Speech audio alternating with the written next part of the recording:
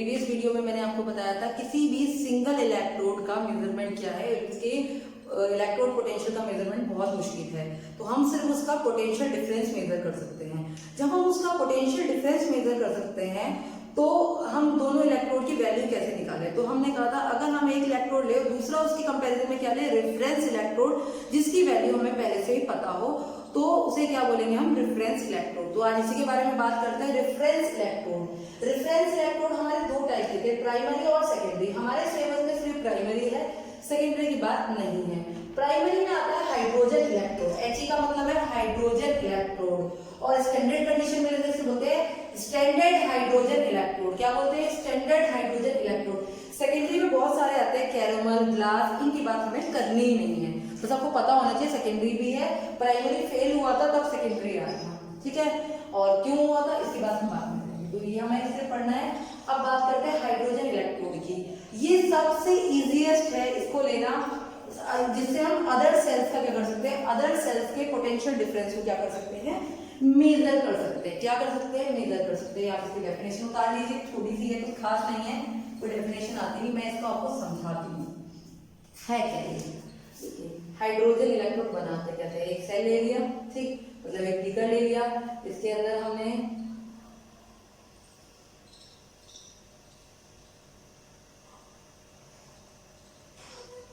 ये आपका ये है, ठीक है, एक हमने ट्यूब ले ली, लास्ट टाइप की ट्यूब है, ठीक, और इस ट्यूब के अंदर हमने डाल दिया प्लेटिनम क्या वायर, और यहाँ हमने लगा दी प्लेटिनम फॉइल। क्या लगा दी, प्लेटिनम फॉइल। इसके अंदर सोल्यूशन हमने भर दिया, हमने भरा 1, क्योंकि स्टैंडर्ड कंडीशन में लेते 1 मोलैरिटी का HCl, ठीक। यहाँ से हम एंट्री देंगे H2 गैस, स्टैंडर्ड कंडीशन में एट 1 का, एक बार पे हाइड्रोजन गैस करेंगे। ये क्या है, प्लेटिनम वायर।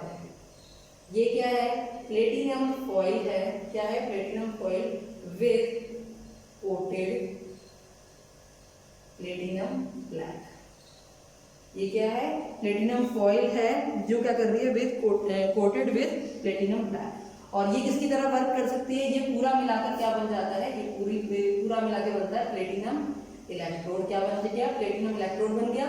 और ये किसकी तरह, ये इनर्ट इलेक्ट्रोड है। कैसा है ये, इनर्ट इलेक्ट्रोड है। बुक में डायग्राम होगा, मैंने फिर समझाने के लिए। ये क्या है, इनर्ट इलेक्ट्रोड की तरह वर्क करता है, acting like a inert electrode, ठीक। इसका कोई नहीं, इसको सिर्फ हमने, अच्छा पूछोगे प्लेटिनम इसमें कोटेड ब्लैक के ऊपर ताकि सरफेस एरिया बढ़ जाए, भाई ये तो गैस है, ये लिक्विड है, हमें सरफेस तो चाहिए। इलेक्ट्रोड क्या होते हैं, जो सरफेस प्रोवाइड करते हैं ऑक्सीडेशन और रिडक्शन के लिए। इसके पास कहाँ सरफेस है बेचारे के पास, तो इसके लिए हमने प्लेटिनम इलेक्ट्रोड कोटेड डाला। कोटेड ब्लैक क्यों करा, कोटेड करने से क्या होगा, सरफेस एरिया इंक्रीज हो जाएगा। जब सरफेस एरिया इंक्रीज हो जाएगा तो ऑक्सीडेशन या रिडक्शन की प्रोसेस क्या होगी, फास्ट हो जाएगी, ठीक। अब ये हमारा हाइड्रोजन इलेक्ट्रोड बन गया, ठीक। हमने क्या करा, हाइड्रोजन गैस डाली, बबल फॉर्म में बबल गैस जाएगी, बबल की तरह इसमें एंटर होगी।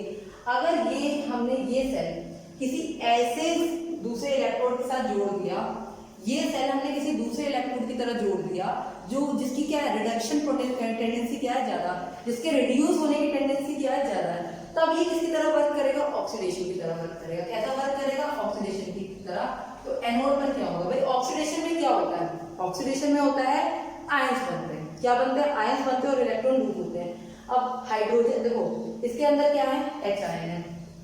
H आयन तो खुद ही आयन है, वो क्या लूज करेंगे भाई, H के पास एक इलेक्ट्रॉन था बेचारा, वो भी ले गया, अब क्या लोगे, अब तो बेचारा कुछ नहीं कर सकता। तो लूज कौन कर सकता है, हाइड्रोजन गैस कर सकती है। तो एट एनोड पर क्या होगा, हाइड्रोजन गैस इसमें कन्वर्ट हो जाएगी to H ion plus 2 electron. ये किसके होगा, जब ये एनोड की तरफ बिहेव करेगा, देखो दोनों की तरफ बिहेव कर सकता है। जब ये एनोड की तरफ बिहेव करेगा तो इसकी हाइड्रोजन गैस क्या होगी, H आयन में कन्वर्ट होगी और इलेक्ट्रॉन लूज कर देगी, लूज कर देगी। वो आगे वायर लगी हुई है, वोल्टमीटर से आगे इलेक्ट्रॉन चलेंगे, करंट फ्लो होगी। अगर ये कैथोड की तरह वर्क करेगा, किसकी तरह वर्क करेगा, कैथोड की तरह वर्क करेगा, तो क्या होगी, इसके अंदर H आयन है, ये H आयन इलेक्ट्रॉन लेंगे और क्या बना लेंगे, H2 गैस बना लेंगे। ये कौन सी प्रोसेस हो गई, रिडक्शन। तो ये क्या करेंगे, अगर ये रिडक्शन की तरह वर्क कर रहा होगा तो इलेक्ट्रॉन जो आ रहे होंगे उनको ये H आयन क्या करेंगे, भाई देखो ये तो H2 है, ये तो खुद ही रिड्यूस फॉर्म है, और क्या रिड्यूस होगी, यही तो ऑक्सीडाइज फॉर्म है, तो यही रिडक्शन करेगी। तो ये 2 इलेक्ट्रॉन लेकर क्या बना लेगी, H2 गैस बना लेगी। ये तो दोनों की तरह वर्क कर सकता है, ये ऑक्सीडेशन की तरह वर्क भी कर सकता है, ये रिडक्शन की तरह भी वर्क कर सकता है। मैं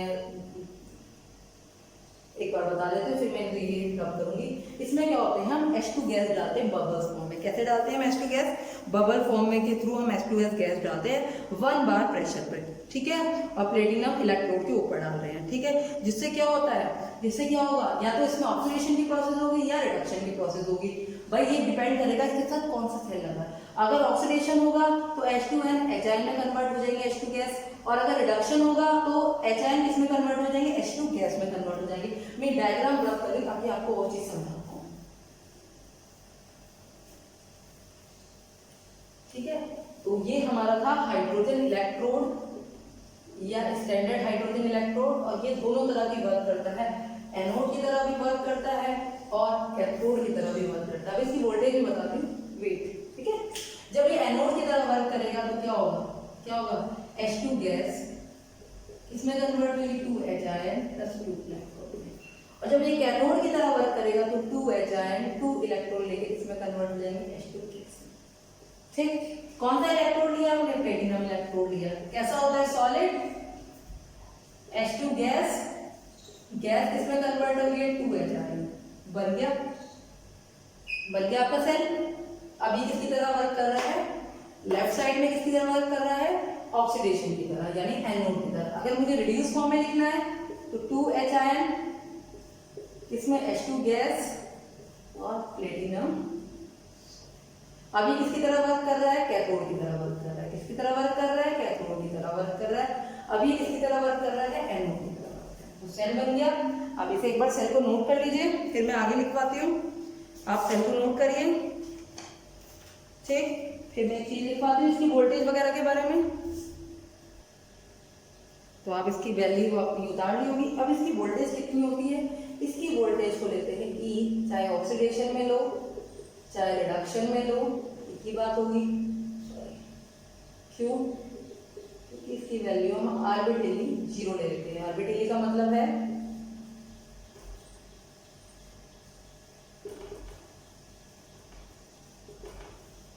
हमने अपने तरफ से माना है। इसे हमने एक तरफ से हमने क्या करा है, रेफरेंस मान लिया है। क्या कर लिया है हमने, रेफरेंस मान लिया है, ये 0 है। भाई हाइड्रोजन इलेक्ट्रोड इसलिए लिया, अब केस की वैल्यू हमने आर्बिट्रली क्या कर ली, 0 रख ली है। अब 0 है तो चाहे ऑक्सीडेशन में रखो, 0 में तो कोई साइन नहीं होता, तो इसकी वैल्यू क्या है, 0 है। तो इसकी वैल्यू 0 है, तो इससे हमने क्या करे, सेल बनाते गए। हमने क्या करे, डिफरेंट टाइप के हमने इससे क्या करे, सेल बनाए, और उन सबके क्या निकालिए, पोटेंशियल निकालिए। क्या निकालिए, पोटेंशियल निकालिए। एक सेल हमने बनाया, इसमें हमने यहाँ रखा Zn में, और यहाँ हमने ले लिया हाइड्रोजन। मैं हाइड्रोजन को नॉर्मल तरह के बना रही हूँ। ये हमारा हो गया हाइड्रोजन इलेक्ट्रोड, ठीक। तो हमने क्या करा, हमें अब हाइड्रोजन की वैल्यू पता है, हमने यहाँ से वोल्टेज देखा और Zn की वैल्यू निकाल ली। फॉर एग्जाम्पल फॉर्मूला क्या होगा, E naught cell equal to EC minus EA। अब हम जब रिएक्शंस करेंगे तो हमें दिखेगा Zn क्या हो रहा है, भाई जब सेल चल रहा होगा Zn क्या हो रहा है, रिड्यूस हो रहा है, तो वो किस पर जाएगा, एनोड पर जाएगा। तो इसकी वैल्यू हमें क्या करनी है, Zn की वैल्यू हमें क्या करनी है, रिडक्शन पोटेंशियल। फिर मैंने कहा रिडक्शन ही निकालते हैं इस फार्मूले के अकॉर्डिंग। और H2 क्या होगा, Zn क्या होगा, ऑक्सीडाइज होगा, H2 क्या होगा, रिड्यूस होगा। H2 क्या होगा, रिड्यूस होगा। रिड्यूस होने का मतलब क्या है, 2H किसमें कन्वर्ट हो जाएंगे, H2 में, ठीक। और ये फॉर एग्जांपल ये वोल्टेज आ जाती है, हमने जब प्रैक्टिकल करा तो ये वैल्यू आई 0.76। कितनी आई, 0.76 वोल्ट, कितनी वैल्यू आ गई। तो देखो ये कितनी वैल्यू है, 0 वैल्यू है। तो मुझे बताइए Zn की वैल्यू कितनी आ गई। Zn अगर मैं Zn निकालना शुरू करूँ तो Zn कितना आएगा, रिडक्शन पोटेंशियल में Zn आ जाएगा, कितना आ जाएगा, माइनस 0.76 वोल्ट। रिडक्शन में अगर मैं ऑक्सीडेशन में पूछूं तो इसका जस्ट अपोजिट कर देंगे, कितनी वैल्यू हो गई, 0.76 वोल्ट। इस तरह से हमने क्या करा, धीरे धीरे जितने भी मेटल्स थे उन सब के रिडक्शन पोटेंशियल निकालना शुरू कर दिया। जब हमने निकाला तो हमने उन्हें इंक्रीजिंग ऑर्डर में या डिक्रीजिंग ऑर्डर में एक सीरीज में लगा दिया। इंक्रीजिंग ऑर्डर में या डिक्रीजिंग ऑर्डर में एक सीरीज में लगा दिया और एक सीरीज बन गई जिसका नाम था इलेक्ट्रोकेमिकल सीरीज या रिएक्टिविटी सीरीज, जो आपने 10th क्लास में पढ़ी थी। चलिए अभी तो मैंने तब बात करी जब इसने किसका वर्क करा, कैथोड का वर्क करा। एक काम और करते हैं हम, एक काम और करते हैं, इसको हम एनोड में भी दिखा देते हैं पहले आपको। ये हाइड्रोजन हो गया, हाइड्रोजन इलेक्ट्रोड हो गया He, ठीक, और ये हमने ले लिया कॉपर का, ये कॉपर की रोड हो गई, ये कॉपर सल्फेट हो गया इसके अंदर, ठीक। तो अगर मुझे इसका बनाना है, ई सेल निकालना है, तो क्या होगा, यहाँ पर आएगा भाई, आपको पता है यहाँ पर आता है रिडक्शन किसका हो रहा है, कॉपर का हो रहा है, और एनोड का क्या हो रहा है, एनोड का क्या हो रहा है बताइए, एनोड पर क्या है हाइड्रोजन, तो हाइड्रोजन का क्या होगा, ऑक्सीडेशन होगा, क्या होगा सॉरी वैल्यू तो रिडक्शन वाली रखेंगे हमेशा, वैल्यू क्या रखेंगे, रिडक्शन वाली रखेंगे। अब ये वोल्टेज मान लो 0.34 आ गई, यहाँ पर हमने चेक करा, ये हमारी ये आ गई, तो आप मुझे बताइए कॉपर की वैल्यू कितनी हो गई रिडक्शन में, कॉपर की वैल्यू हो गई कितनी 0.34। ये जो मैं वैल्यू रख रही थी ना पहले क्वेश्चन में, ये इसी हाइड्रोजन इलेक्ट्रोड को लेकर बनाई गई थी। हाइड्रोजन इलेक्ट्रोड की वजह से हमने धीरे धीरे जितने भी मेटल्स थी उन सबके क्या करें, इलेक्ट्रोड पोटेंशियल को हमने मेजर करना स्टार्ट कर दिया, और एक सीरीज इनको इंक्रीजिंग ऑर्डर और डिक्रीजिंग ऑर्डर में लगा दी, जिससे एक सीरीज बन गई, और इस सीरीज को नाम दिया इलेक्ट्रोकेमिकल सीरीज। जब ये इतना बढ़िया काम कर रहा था तो हमें जरूरत क्या थी, सेकेंडरी बनने की। देखिए ये एक तो इतना बड़ा एक बीकर, ये बीकर में पूरा डालकर इतना बड़ा सा, ठीक है। अगर मुझे प्रैक्टिकल यहाँ, आज मैं यहाँ पे प्रैक्टिकल कर रही हूँ, यहाँ से मैं वीडियो बना रही हूँ, एक प्रैक्टिकल मैं स्कूल में जाकर करूँगी, तो क्या मैं हाइड्रोजन इलेक्ट्रोड को लेकर जाऊंगी, और अगर मैं लेकर जाऊंगी उसे, तो 1 बार प्रेशर और 1 मोलर कंसंट्रेशन को मेंटेन करना भी तो मुश्किल होगा, कंसंट्रेशन को मेंटेन करना भी मुश्किल होगा, प्रेशर को मेंटेन करना भी मुश्किल होगा, और अगर हाइड्रोजन इलेक्ट्रोड में कुछ भी ट्रेस एलिमेंट मिल जाए तो ये क्या होगा, पॉइजनस हो जाएगा, खराब हो जाएगा। लो जी इतना महंगा हाइड्रोजन इलेक्ट्रोड बनाया वो खराब हो गया, तो क्या करें, इसकी मेंटेनेंस बड़ी मुश्किल हो गई थी, हाइड्रोजन इलेक्ट्रोड की क्या होती थी, मेंटेनेंस बड़ी मुश्किल थी। इसीलिए फिर हमने क्या बनाया, सेकेंडरी इलेक्ट्रोड बनाया, क्या बनाया, सेकेंडरी इलेक्ट्रोड की सेकेंडरी इलेक्ट्रोड बनाया जाए, जिससे काम हो। तो हमने बनाया कैरोमल इलेक्ट्रोड, वो पेन की तरह थे, जैसे मार्कर है ना, ये तो मार्कर भी हो गए, पेन ऐसे वाले पेन की तरह। जब आपको प्रैक्टिकल करना है आपने लेगा उसे अपने पास, जब प्रैक्टिकल करना है आपने डिप किया, रीडिंग ली, रख दिया, साफ किया, और फिर से अपनी पॉकेट में डाल दिया, ऐसे लेकर आप घूम सकते हो। तो ग्लास इलेक्ट्रोड, कैरेमल इलेक्ट्रोड इतने छोटे पेन टाइप में बनने लगे। जब कोई चीज पेन टाइप में हमने कर ली इन्वेंट, ये तो पहला था, शुरुआत में था भाई, प्रैक्टिकल करा था, शुरुआत में किया था, तब हमने ऐसे जनरेट किया था। फिर तो हमारे पास कैरेमल, ग्लास, और हाँ उन सब की वैल्यू 0 नहीं है, उन सब की अपने अपने इलेक्ट्रोड पोटेंशियल है, कैरेमल का अलग पोटेंशियल है, ग्लास का अलग पोटेंशियल है, इन सब के अपने अपने पोटेंशियल है। तो सेकेंडरी इलेक्ट्रोड की नीड कब पड़ी, वैसे सेकेंडरी की नीड हमारे सिलेबस में सेकेंडरी है नहीं, आपको पता होना चाहिए कब कब पड़ी। एक जब पहली बात होती है इसकी मेंटेनेंस, हाइड्रोजन इलेक्ट्रोड की मेंटेनेंस मुश्किल थी। क्या क्या चीजें मेंटेनेंस में मुश्किल थी, 1 बार प्रेशर मेंटेन करना मुश्किल था, पहली बार, पहले एटीएम में होता था, बार में हो गया क्योंकि स्टैंडर्ड हमारा बार है। सेकंड में इसका कंसंट्रेशन मेंटेन करनी मुश्किल थी। थर्ड, इतना बड़ा इसका साइज था, वो एक ड्रॉबैक था। और इसका क्या था, अगर इसमें ट्रेस एलिमेंट हो जाए तो ये पॉइजनस हो जाता था। ये सब इसके क्या थे, ड्रॉबैक थे। क्या थे इसके सारे ड्रॉबैक थे। तो ये आपका है हाइड्रोजन इलेक्ट्रोड और रेफरेंस इलेक्ट्रोड। इसके बाद हमारे 2 टॉपिक बचते हैं, एक बचता है इलेक्ट्रोकेमिकल सीरीज और एक बचता है हमारा reference electrode, oh sorry Nernst equation. Nernst equation is very very important, इस पर तो क्वेश्चन आना ही आना है, चाहे आप कुछ भी कर लो, हर साल बोर्ड में आता है, और इस साल भी 100 नहीं 1000% आएगा, और रटना नहीं है, समझना है, ठीक। तो इलेक्ट्रोकेमिकल सीरीज मैं शुरू करती हूँ। पहले मैं एक बार देख लीजिए, अगर लेंथ ज्यादा है तो मैं अगले वीडियो में डालूंगी electrochemical series. Electrochemical series length तो भी ज्यादा नहीं है तो हम करा सकते हैं, तो शुरू करते हैं इलेक्ट्रोकेमिकल सीरीज। मैंने बताया आपको, अगर एक सीरीज में इंक्रीजिंग या डिक्रीजिंग ऑर्डर में लगा दे किसी भी इलेक्ट्रोड पोटेंशियल को, उन्हें क्या बोलेंगे, तो हम बात करते हैं इलेक्ट्रोकेमिकल सीरीज।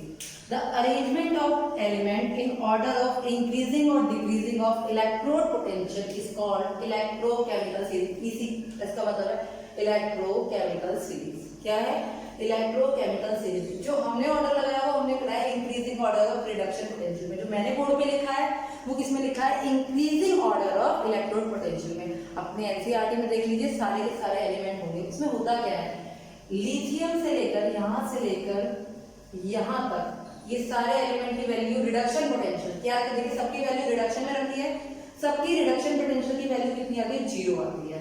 और कॉपर के बाद से यहाँ पे वैल्यू क्या आती है, प्लस में आती है, पहले नेगेटिव फिर 0 फिर पॉजिटिव। अब देखिए यहाँ पे हो सकती है -2.37, फिर करते करते करते कम हो जाएगी 0, फिर प्लस शुरू होगा, फिर क्या शुरू होगा, प्लस शुरू होगा।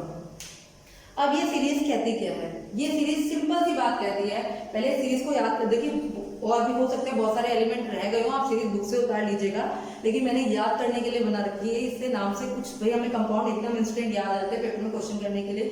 ले के बांसुरी, देखो ले के बांसुरी काना मंगल, देखो ले के बांसुरी काना काना मंगल आ गया, लेके बांसुरी, लेके बांसुरी काना मंगल, काना मंगल एल्युमिनियम तक हो गया मंगल, फिर उसके बाद मैग्नीज से मैंने जी फैको ना, देखो इसमें मैंने क्रोमियम एक्स्ट्रा लिख दिया, इसका बन नहीं रहा था कोई बात नहीं, मैंने जी एफी पे आ जाओ फैको ना, ठीक है, फैको ना, निकल तक आ गया, निकल तक आ गया, निकल तक कितना आ गया, फैको ना, ठीक है। उसके बाद एसएन के लिए क्या हो गया, सुनो, एसएन के लिए क्या हो गया, सुनो, हाइड्रोजन के लिए क्या हो गया, हाथ, कॉपर के लिए क्यों, आई के लिए आई, क्यों आई ए जी, बस यहाँ तक है।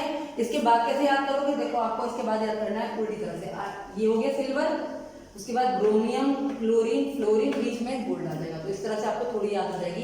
लेके बांसुरी काना मंगल, काना मंगल कहाँ तक हो जाएगा, काना मंगल, एल्युमिनियम तक मंगल हो गया, लेके बांसुरी, बांसुरी यहाँ तक आ गई, का ना मंगल, ला यहाँ तक पूरा मंगल, फिर उसके बाद क्या है, एमएन से स्टार्ट होगा, एमएन से क्या होगा, मैंने जी फैको ना, मैंने जी क्रोमियम नहीं है, फैको ना, फिर ना पे एनआई आ गया, फिर उसके बाद सुनो हाथ क्यों ना आई ए जी, ये याद करने का तरीका आपके पास कुछ और, आप किसी और तरीके से याद कर लीजिए, ये बस सिर्फ उनके लिए जो जल्दी जल्दी हम लोग उस समय क्वेश्चन करते समय एकदम दिमाग में इंस्टेंट कर लेते हैं, पूरी आप याद किसी और तरीके से कर सकते हैं, कर लो, कोई दिक्कत नहीं। अब ये सीरीज को मुझे रब करना होगा, पहले मैं समझा दूं ये सीरीज क्या कहती है, जैसे कि हमारे रोल नंबर बैठे हुए हैं, ये सीरीज कहती है जिस भाई देखो इस सीरीज में देखो नीचे जा रहे हैं तो क्या हो रहा है, रिडक्शन पोटेंशियल बढ़ रहा है, तो जिसका रिडक्शन पोटेंशियल ज्यादा होगा उसका क्या होगा, रिडक्शन। ये सीरीज कहती है जिसका रिडक्शन पोटेंशियल ज्यादा होगा उसका क्या होगा, रिडक्शन होगा। अगर मैं F2 लूं और गोल्ड लूं तो मुझे बताइए इन दोनों में से रिडक्शन पोटेंशियल सीरीज को देख के बताइए किसका होगा, F2 का। F2 किसकी तरह वर्क करेगा, हमेशा कैथोड की तरह वर्क करेगा, और ये किसकी तरह करेगा, एनोड की तरह वर्क करेगा। ऐसे अगर मैंने लिथियम और पोटेशियम को ले लिया तो किसका है, दोनों ही वैसे तो कम है, लेकिन कंपैरिजन देखा जाए तो क्या है, लिथियम का रिडक्शन पोटेंशियल बहुत कम है, इसका ऑक्सीडेशन ज्यादा है। भाई अगर ये वैल्यू रिडक्शन पोटेंशियल की माइनस में है तो ऑक्सीडेशन की क्या हो जाएगी, प्लस में हो जाएगी, तो ऑब्वियसली प्लस में जो वैल्यू माइनस में सबसे कम है वो प्लस में सबसे ज्यादा हो गई, ठीक, तो इसका ऑक्सीडेशन पोटेंशियल सबसे ज्यादा होगा, वो क्या होगा, करेगा ऑक्सीडेशन करेगा, क्या करेगा, ऑक्सीडेशन पोटेंशियल ज्यादा होगा तो वो क्या करेगा, ऑक्सीडेशन करेगा। याद है आप लोग क्वेश्चन करते थे रिएक्टिविटी सीरीज को उसी की मेथड से रिप्लेस करने वाले करते थे क्वेश्चन, क्यों, उसी को सबको हमें आंसर देना है। पहले आप इलेक्ट्रोकेमिकल सीरीज उतारें, ठीक, उसके बाद मैं रब करके इससे आपको रिलेटेड क्वेश्चंस कराती हूँ, पहले एप्लीकेशन लिखवाती हूँ फिर हम क्वेश्चंस करेंगे, ठीक है। मैं रब कर रही हूँ, मैं रब करती हूँ, रब करने में क्या कहते हैं भाई, नंबर 1 पॉइंट होता है जिसका ऑक्सीडेशन पोटेंशियल ज्यादा होगा उसका क्या होगा, ऑक्सीडेशन, ठीक, और जिस नंबर 2 जिसका रिडक्शन पोटेंशियल ज्यादा होगा उसका क्या होगा, रिडक्शन। दूसरी इसकी एप्लीकेशंस ये सारी, उसका रिडक्शन होगा, यानी जिस कंपाउंड का ऑक्सीडेशन ज्यादा है उसका ऑक्सीडेशन होगा, जिसका रिडक्शन है वो क्या होगा, उसका रिडक्शन पोटेंशियल ज्यादा होगा। अगर मैं यहाँ लिख दूं इसी के लिए एक एप्लीकेशन में समझने के लिए,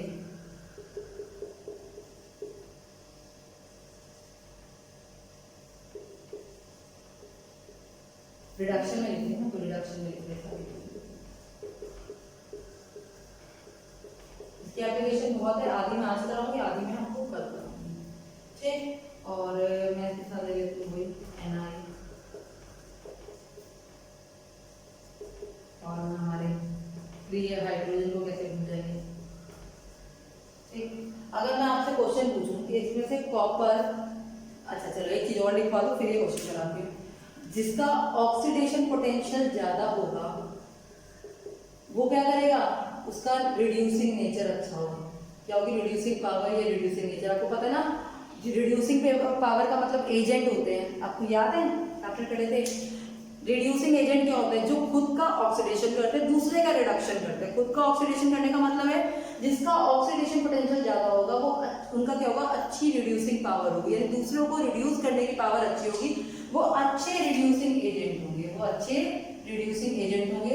और जिसकी रिडक्शन पोटेंशियल ज्यादा होगा वो अच्छे क्या होंगे, ऑक्सीडाइजिंग पावर अच्छी होगी। क्या होगी, ऑक्सीडाइजिंग पावर अच्छी होगी। अब मैं आपसे क्वेश्चन पूछूं, जिंक कैन ऑक्सीडाइज, किन किन कंपाउंड को ऑक्सीडाइज कर सकता है। जिंक कैन ऑक्सीडाइज किन किन कंपाउंड को, इसका मतलब उसे खुद रिड्यूस होना होगा। भाई जिंक कैन रिड्यूस, इनमें से कौन कौन से एलिमेंट को वो क्या कर सकता है, रिड्यूस कर सकता है, सॉरी ऑक्सीडाइज कर सकता है। यानी दूसरे एलिमेंट का ऑक्सीडेशन करने के लिए इसको खुद का करना होगा रिडक्शन। अभी किस किस के सामने रिडक्शन कर सकता है, ये मैं इनकी वैल्यू लिख देती हूँ नहीं तो आपको याद नहीं होगी। इसकी वैल्यू आ रही है -0.76 वोल्ट, इसकी वैल्यू है, मैं ऐसे उसमें लिख रही हूँ, इसकी वैल्यू है 0.34 वोल्ट, इसकी वैल्यू है -0.25 वोल्ट, उसकी वैल्यू है 0। ठीक, सीरीज अभी याद नहीं है तो मैंने वैल्यू रख दिया। अब हम वैल्यू देखते हैं जिंक से। जिंक की वैल्यू, भाई जिंक क्या कर सकता है, खुद रिड्यूस हो तभी तो ऑक्सीडाइज करेगा।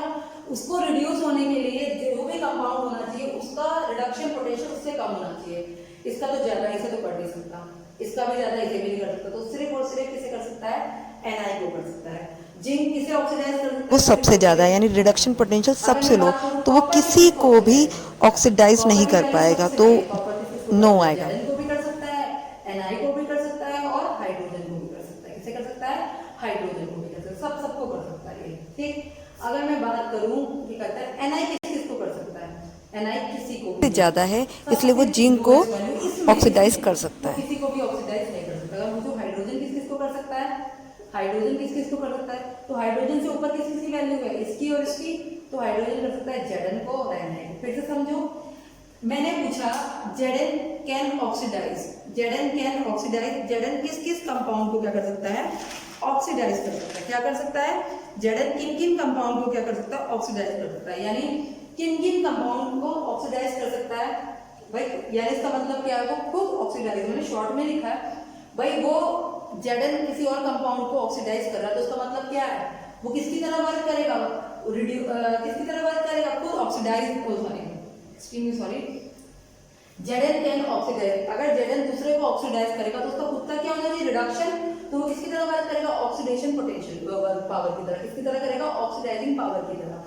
ऑक्सीडाइजिंग पावर में क्या होना चाहिए, उसका रिडक्शन पोटेंशियल ज्यादा होना चाहिए उन कंपाउंडों से जिन्हें वो हम क्या कर सकता है, जिन्हें वो क्या कर सकता है, ऑक्सीडाइज कर सकता है। किसी भी कंपाउंड को अगर वो किसी और कंपाउंड को ऑक्सीडाइज करना चाहता है, कोई भी मेटल किसी अदर मेटल को ऑक्सीडाइज करना चाहती है, तो उस मेटल का क्या होना चाहिए, रिडक्शन पोटेंशियल उन मेटल से क्या होना चाहिए, ज्यादा होना चाहिए। तो बस मैंने देखा Zn का रिडक्शन पोटेंशियल किन मेटल से ज्यादा था, एक Na से ज्यादा था, बस इसलिए Na को कर सकता है। कॉपर की बात करें, कॉपर में तीनों कॉपर का सबसे ज्यादा है, तीनों इससे कम है।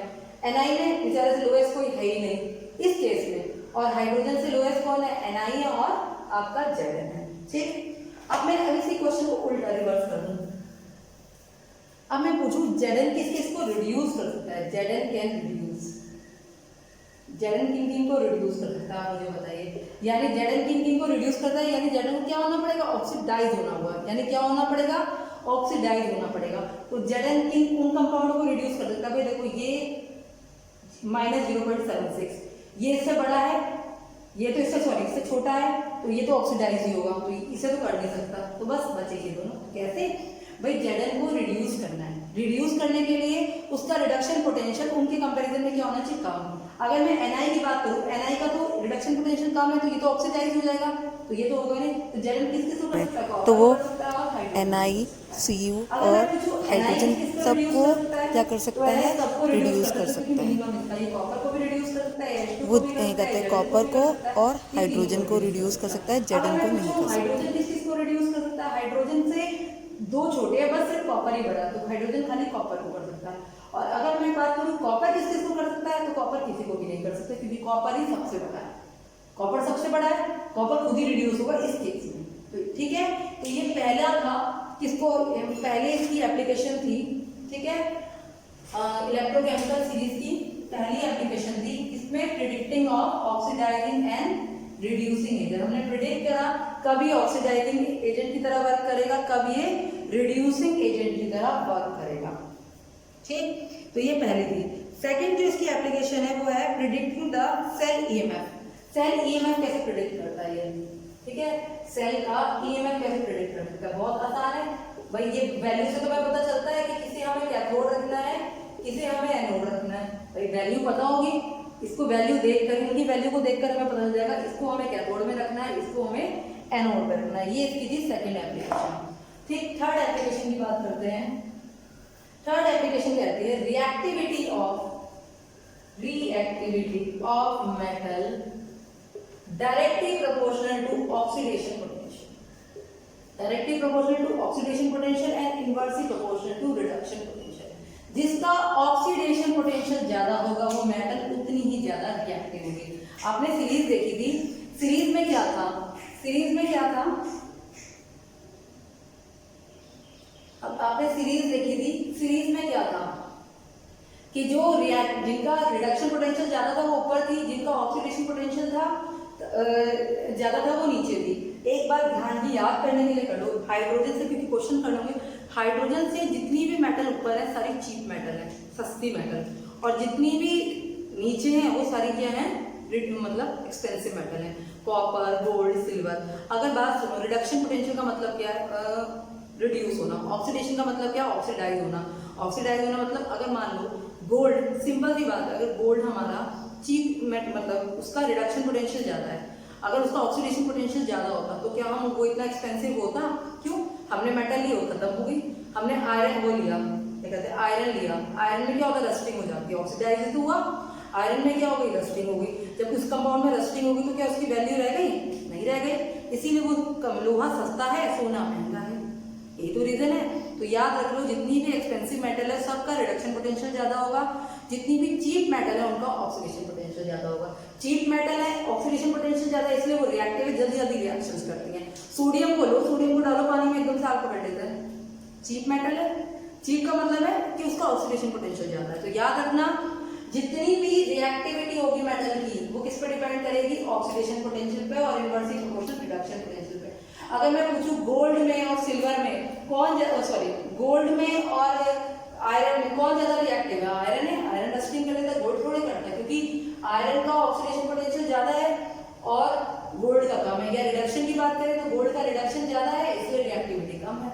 तो याद रखिए, रिएक्टिविटी ऑफ मेटल किस पे डिपेंड करती है, ऑक्सीडेशन पोटेंशियल पे। अगर एक क्वेश्चन आ जाए, A B C D arrange the following on increasing order of reactivity of metal, और इनकी वैल्यू दे रखी है, इसकी वैल्यू दे रखी है 0-0.76, इसकी वैल्यू -334, ठीक। और ये कौन सी वैल्यू दे रखी है, इसकी ऑक्सीडेशन पोटेंशियल दे रखा है, कितना दे रखा है, ऑक्सीडेशन नहीं, रिडक्शन पोटेंशियल, ये इसका रिडक्शन पोटेंशियल दे रखा है। एक क्वेश्चन है, A B C D 4 metal है, उनका रिडक्शन पोटेंशियल है, ये मैं लिख रही हूँ,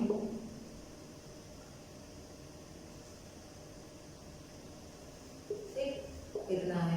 arrange the following on increasing order of metal reactivity, reactivity metal का इंक्रीजिंग ऑर्डर ऑफ कौन सी मेटल ज्यादा रिएक्टिव है। अब रिडक्शन पोटेंशियल की इनवर्सली ऐसे भी कर सकते हैं, नहीं तो क्या करो, ऑक्सीडेशन में से कन्वर्ट करो, और इजी करने के लिए तो हम ऐसे भी देख, ऑक्सीडेशन में करते हैं, ये प्लस हुआ, ये भी प्लस हुआ, ये तो ऐसे ही रहेगा, और ये माइनस हो गया। तो अब मुझे बताइए बड़ी वैल्यू किसकी दिख रही है, इसकी दिख रही है, तो सबसे ज्यादा रिएक्टिव ए होगी, ए के बाद बी, बी के बाद सी, सी के बाद डी। तो सबसे ज्यादा रिएक्टिव मेटल कौन सी है, ए, उसके बाद बी, उसके बाद डी। अब क्वेश्चन इसमें याद है तो रिएक्टिविटी, ये बताइए कौन सा, और रिडक्शन बताइए कौन सी मेटल सबसे जल्दी रिड्यूस होगी, कौन सी मेटल सबसे जल्दी रिड्यूस होगी। अगर कोई पूछे कौन सी मेटल सबसे ज्यादा रिड्यूस होगी, जिसका रिडक्शन पोटेंशियल ज्यादा होगा, डी। कौन सी मेटल सबसे जल्दी ऑक्सीडाइज होगी, ए। ऐसे क्वेश्चंस आते हैं आपके इलेक्ट्रोकेमिकल सीरीज में। अभी तो ये सीरीज का सिर्फ कुछ ही पार्ट हुआ है, अगला पार्ट जो हम लेंगे वो नेक्स्ट वीडियो में लेंगे, क्योंकि ये वीडियो की लेंथ हो गई है। नेक्स्ट वीडियो में हम इसके बहुत सारे क्वेश्चंस कराएंगे, उसके बाद 10 क्वेश्चन। तो अभी इतने क्वेश्चंस की आप प्रैक्टिस कीजिए, फिर हम आगे बढ़ेंगे। ओके।